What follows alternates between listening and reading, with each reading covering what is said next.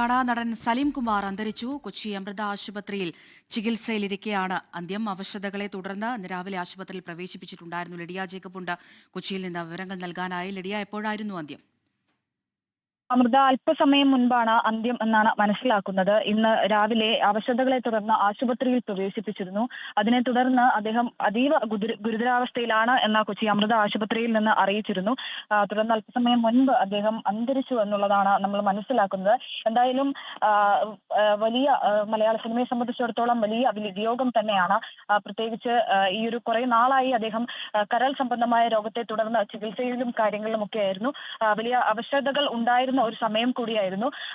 പക്ഷേ എന്നാൽ കൂടിയും കഴിഞ്ഞ മാസങ്ങളിലൊക്കെയും പൊതു വേദികളിലൊക്കെ സജീവമായി തന്നെ അദ്ദേഹം തുടരുന്ന ഒരു സാഹചര്യം കൂടെ ഉണ്ടായിരുന്നു എന്നാണ് നമ്മൾ മനസ്സിലാക്കുന്നത്. പ്രത്യേകിച്ച് പറവൂരിൽ തിരഞ്ഞെടുപ്പിന്റെ ഒക്കെ സമയത്ത് വി.ഡി. സതീശനായി പ്രചാരണത്തിലടക്കം ഇറങ്ങുകയും അത്തരത്തിൽ പൊതുവേദികളിൽ വളരെ പ്രസന്നവദനായി പ്രത്യക്ഷപ്പെടുകയും ഒക്കെ ചെയ്തിരുന്നു. എന്തായാലും ഇന്ന് രാവിലെ ഇത്തരത്തിൽ ആശുപത്രിയിൽ പ്രവേശിപ്പിച്ചു. അതിനെ തുടർന്ന് ഇന്ന് അവശതകളെ തുടർന്ന് വെന്റിലേറ്ററിലേക്ക് രാവിലെ മാറ്റി. അത്തരത്തിലാണ് അമൃത ആശുപത്രിയിൽ നിന്നും ഇന്ന് രാവിലെയാണ് അദ്ദേഹത്തെ വെന്റിലേറ്ററിലേക്ക് മാറ്റി എന്ന് പറഞ്ഞ് അത്തരത്തിലൊരു അറിയിപ്പ് വന്നത്. തുടർന്ന് അദ്ദേഹം അതീവ ഗുരുതരാവസ്ഥയിൽ ചികിത്സയിലിരിക്കെയാണ് നിലവിൽ അന്ത്യം സംഭവിച്ചിരിക്കുന്നത് എന്നുള്ളതാണ്. എന്തായാലും മലയാള സിനിമയെ സംബന്ധിച്ചിടത്തോളം വലിയ നഷ്ടമാണ്. സലീം കുമാർ എന്ന് പറയുമ്പോൾ അത്രയധികം മലയാളികളെ സംബന്ധിച്ചിടത്തോളം അത്രയധികം വലിയ ഒരു നഷ്ടം തന്നെയാണ്. പ്രത്യേകിച്ച് മലയാള സിനിമയിൽ ഹാസ്യവും അതുപോലെ തന്നെ മറ്റ് ക്യാരക്ടർ റോളുകളും ഒരേപോലെ കൈകാര്യം ചെയ്തിരുന്ന ഒരു വ്യക്തിയാണ്. ഈ ഒരു അദ്ദേഹത്തിന്റെ ഹാസ്യ സിനിമകൾ, അതായത് മലയാളിയുടെ നിത്യജീവിതത്തിൽ നമ്മൾ ഉപയോഗിക്കുന്ന പല ഡയലോഗുകളും അതുപോലെ തന്നെ മറ്റ് ഹാസ്യ രംഗങ്ങളുമൊക്കെ സലീം കുമാറിൻ്റെതായിട്ടുണ്ട്. മലയാളിയെ സംബന്ധിച്ചിടത്തോളം ഏറെ ദുഃഖകരമായിട്ടുള്ള ഒരു വാർത്ത തന്നെയാണ് പുറത്തു വരുന്നത് എന്നുള്ളതാണ്. എന്തായാലും അല്പസമയം മുമ്പ് അദ്ദേഹത്തിന്റെ മരണം കൊച്ചി അമൃത ആശുപത്രി സ്ഥിരീകരിച്ചിരിക്കുന്നു. നിലവിൽ ലഭിക്കുന്ന വിവരങ്ങൾ അങ്ങനെയാണ്. മറ്റ് കാര്യങ്ങളെ കുറിച്ച് നമുക്ക് വിവരങ്ങൾ ലഭിച്ചിട്ടില്ല എന്നുള്ളത് കൂടിയാണ്. എന്തായാലും വരും മണിക്കൂറുകളിൽ മറ്റ് കാര്യങ്ങളെ കുറിച്ച് നമുക്ക് അപ്ഡേറ്റ് ചെയ്യാനാകുമെന്നാണ് പ്രതീക്ഷിക്കുന്നത്.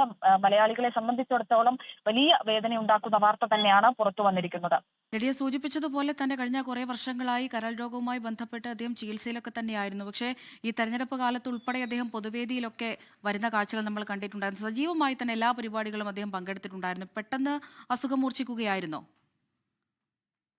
അമൃത, അങ്ങനെ തന്നെയാണ് നമ്മൾ മനസ്സിലാക്കുന്നത്. പ്രത്യേകിച്ച് കഴിഞ്ഞ മാസങ്ങളിൽ തെരഞ്ഞെടുപ്പിന്റെ സമയങ്ങളിൽ പൊതുവേദികളിൽ വളരെ ഊർജ്ജസ്വലനായി പ്രത്യക്ഷപ്പെട്ട ഒരു വ്യക്തി കൂടിയാണ് സലീം കുമാർ. പ്രത്യേകിച്ച് വി.ഡി. സതീശന്റെ പ്രചാരണ പരിപാടികളിൽ വളരെ സജീവമായി അദ്ദേഹം പങ്കെടുത്തിരുന്നു, വളരെ സജീവമായി സംസാരിച്ചിരുന്നു എന്നുള്ളത് കൂടിയാണ്.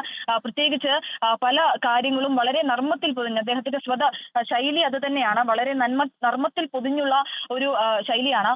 സാധാരണഗതിയിൽ സാധാരണ ആളുകളോട് സംസാരിക്കുമ്പോൾ, ഒരു പൊതുവേദി സംസാരിക്കുമ്പോഴൊക്കെ അദ്ദേഹത്തിന്റെ സ്വതസിദ്ധമായിട്ടുള്ള ശൈലിയിൽ അദ്ദേഹം വളരെ നർമ്മത്തോടെ സംസാരിക്കാറുണ്ട്.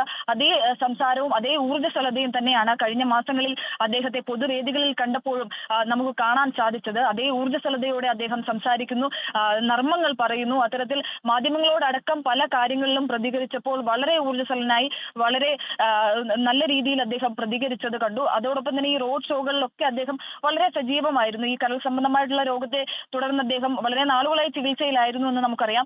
പക്ഷേ അതിന്റെ അവശതകളൊന്നും തന്നെ പ്രകടിപ്പിക്കാതെയാണ് അദ്ദേഹം തിരഞ്ഞെടുപ്പ് വേദികളിൽ പൊതുവേദികളിലൊക്കെ പ്രത്യക്ഷപ്പെട്ടത് എന്നുള്ളതാണ്. പറവൂരിലെ പല പൊതുപരിപാടികളിലും അദ്ദേഹം പങ്കെടുത്തിരുന്നു. എറണാകുളം ജില്ലയിലെ പല പൊതുപരിപാടികളിലും അദ്ദേഹം വളരെ ഊർജ്ജസ്വലനായി പങ്കെടുത്തിരുന്നു എന്നുള്ളത് കൂടിയാണ്. എന്തായാലും അല്പസമയം മുൻപാണ് അദ്ദേഹത്തിന്റെ വിയോഗ വാർത്ത ആശുപത്രി അധികൃതർ സ്ഥിരീകരിച്ചത്.